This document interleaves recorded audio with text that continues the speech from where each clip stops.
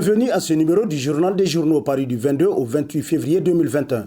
Un numéro entièrement consacré à l'actualité politique au pays. Ainsi, Issifou Mahamadou, une élégante fin de mandat, s'exclame à sa une hebdomadaire La Flamme, pour qui, alors qu'il se prépare à quitter le pouvoir au terme de son deuxième et dernier mandat, Issifou Mahamadou Zaki, comme aiment l'appeler ses fans, surprend agréablement les Nigériens et l'opinion internationale qui tombent sous le charme d'un homme politique, intellectuel africain qui, en 30 années de vie politique active, a bouleversé l'ancien ordre et réalisé un parcours inédit suscitant une envie à la jeunesse nigérienne d'aimer la politique et les valeurs de la démocratie. Manifestation dans certaines régions du pays, une fin de mandat agitée pour Issifou Mahamadou, titre pour sa part l'hebdomadaire Le Monde d'aujourd'hui, qui constate que depuis l'annonce de la victoire de Bazoum Mohamed, des heurts ont éclaté dans certaines grandes villes du Niger, notamment la capitale Niamey, Dosso et Zender. Des manifestants, la plupart jeunes, sont sortis dans les différents quartiers de ces villes pour ériger des barricades sur les principales artères en brûlant des pneus et en plaçant des briques et des troncs d'arbres perturbant la circulation. Ces manifestations de contestation contre la victoire de Bazoum Mohamed risquent de marquer un gros point noir dans la fin du second et dernier mandat du président Issifou Mahamadou.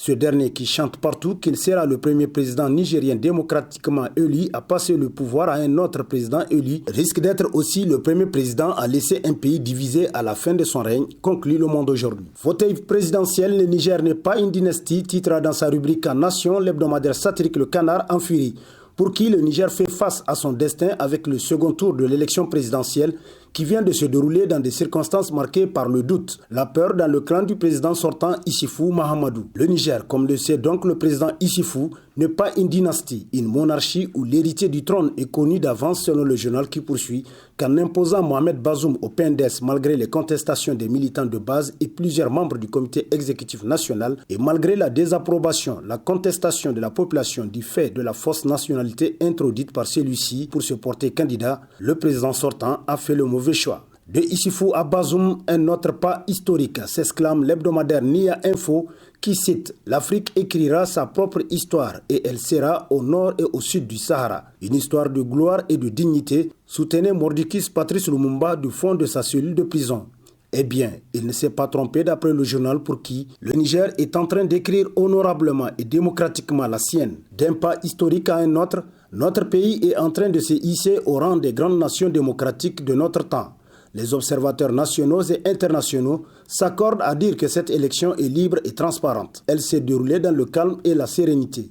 Il ne reste plus qu'au candidat malheureux Mohamed Ousmane de prendre acte, de prendre de la hauteur et de féliciter le candidat victorieux pour son sacre historique d'après Nia Info. Présidentielle du second tour, les observateurs internationaux jouent au procureur et incriminent le camp adverse à constituer l'un des titres à la une de l'hebdomadaire L'Actualité, pour qui on imagine que gavés de gâteries, ces observateurs dans le confort et le luxe que le régime leur offre pour corrompre leur conscience et saboter leur mission, pourtant capitale pour un pays aussi malade. Les observateurs internationaux doivent comprendre que leur mission s'est faite pour un peuple et pour sa démocratie, non pas pour un gouvernement, pour un régime en place qui plus est vomi par les Nigériens. Comment peuvent-ils remarquer que la tension est si vive dans le pays et porter des jugements aussi subjectifs que partisans qui ne peuvent plus permettre de les prendre au sérieux dans le travail qu'ils sont venus faire au Niger? Objectivement et de manière professionnelle selon le journal pour qui déjà les missions internationales d'observation des élections dans le continent n'ont pas bonne presse. Pourquoi donc ces observateurs font-ils preuve de tant de zèle? Se demande l'hebdomadaire qui poursuit. Pourtant, il y a à faire très attention à ces élections nigériennes, de loin les plus explosives de l'histoire de la démocratie dans le pays. Élection présidentielle, proclamation des résultats provisoires du second tour. Le peuple conteste les chiffres avancés par la CENI, titre à sa une l'hebdomadaire Le Nouveau Républicain. Pour qui, de l'indépendance en nos jours, le peuple nigérien n'a jamais été victime d'une telle mascarade politique, si ce n'est au cours de ces dernières années, notamment au cours de la gestion de la Renaissance. En 2016, les Nigériens ont fait preuve de pacifisme, même si certains observateurs trouvaient que les élections en ce temps avaient été faites dans la non-transparence. Ayant compris d'avance ce qui se tramait par la Renaissance, nombreux sont les Nigériens qui ont refusé d'aller voter. Depuis quand des élections dignes du nom, autrement dit organisées dans la transparence, ont donné lieu à de telles émeutes? Se demande l'hebdomadaire pour qui jamais si ce n'est avec la Renaissance. Et seul Dieu sait où peut nous conduire de telles injustices flagrantes. Pour l'instant, le peuple attend la validation des résultats avant de s'opposer catégoriquement à de tels faits qui ne riment pas avec la logique démocratique. Que Dieu préserve le Niger, conclut le Nouveau Républicain. Présidentielle 2021, Hama Amadou recherché, plusieurs opposants placés en garde à vue à la police judiciaire, titre à la une de sa parution en date du 26 février, le quotidien privé L'Enquêteur, qui constate des scènes de guérilla urbaine, actes de vandalisme, course-poursuite entre manifestants et forces de l'ordre. Le calme n'est pas totalement revenu à Niamey 112 heures après le début des manifestations. Comme pour jeter de l'huile sur le feu, le régime en place a procédé à des arrestations dans les rangs de l'opposition. Ainsi, Moumouni Bourema, ancien chef d'état-major des armées, Jibril Baré Maïnassara, candidat à la présidentielle au titre de l'IDFP Sawaba, Seydou Tahirou, Maman Ousseini, ex-capitaine de l'armée et membre du bureau politique national du Modem FA Lumana, et Tondi Gawe, chargé de communication du Modem FA Lumana, séjournent dans les locaux de la police judiciaire à Niamey.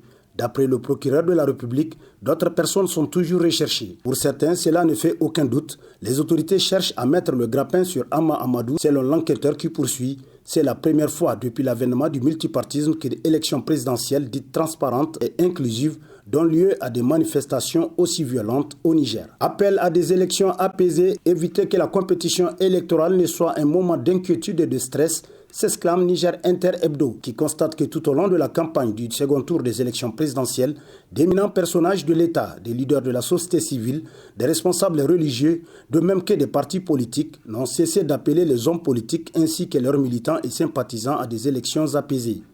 En fait, selon le journal, la responsabilité du maintien d'un climat de paix incombe à l'ensemble des acteurs. La seule voie sûre, pour ne pas se tromper ni commettre un quelconque impair, relève d'une lapalissade, respecter la loi, le code électoral. Quelle est la meilleure façon de dire la vérité? C'est de ne pas mentir. Attention, une vérité simple peut apparaître à certaines personnes comme relevant des travaux d'Hercule, conclut Niger Inter Hebdo. Menace sur les libertés publiques et la société civile nigérienne. Avant d'être élu, le candidat Bazoum Mohamed dévoile ses intentions, titre dans ses colonnes l'hebdomadaire L'Éclosion, qui nous rappelle qu'invité le 16 février 2021 par la Deutsche Welle, à quelques jours de la tenue du second tour de l'élection présidentielle, Mohamed Bazoum expliquait qu'il était sûr de gagner le scrutin face à son rival Mahaman Ousmane. Le candidat du PNDS Tareya a aussi été interpellé par le journaliste sur la dégradation des droits de l'homme au Niger relativement aux arrestations d'acteurs de la société civile et de journalistes, ainsi que la fréquente interdiction de manifestations dans le cadre de la campagne de la société civile, tournant la page depuis 2017, qui officierait l'état de droit selon l'association. En réponse, Bazoum n'a pas hésité à dénoncer ce qu'il appelle la collision entre les acteurs de la société civile et l'opposition, en visant notamment la campagne internationale tournant la page. Selon Bazoum Mohamed, l'un des principaux animateurs de la société civile, à savoir le coordinateur national de Tournant la page, Michael Zodi, serait un militant d'un parti le plus radical de l'opposition, selon ses propres termes. Le président Issoufou a lui-même qualifié la société civile nigérienne de putschiste. Et Bazoum Mohamed, à l'époque premier flic du pays, n'arrêtait pas de parler de règlement de compte vis-à-vis de cette même société civile, conclut L'Éclosion. Les travaux de la route Belagaya seront finis d'ici fin avril 2021, selon Dantani Kabirou, le coordinateur du projet, titre dans sa rubrique Nation, l'hebdomadaire Niger Times, pour qui jamais un projet de route n'a perduré comme le tronçon Belagaya, si bien que la presse nationale en a suffisamment décrié. Cependant, force est de constater que les travaux sont exécutés conformément aux spécifications techniques et dans le respect des règles de l'art, d'après le coordinateur du projet tel que rapporté par le journal, et le projet dispose d'un dispositif de contrôle de la qualité assuré par la mission de contrôle sur place et la coordination du projet. Bien que le choix de la structure soit lié techniquement au trafic, mais cela témoigne la volonté des autorités pour la modernisation du réseau routier national, pense le coordinateur du projet, conclut Niger Times. Et sur ce, prend fin le présent numéro de la revue de presse. Prochain rendez-vous, plaise à Dieu dans une semaine, avec toujours la même passion de vous servir. Bonne lecture et au revoir.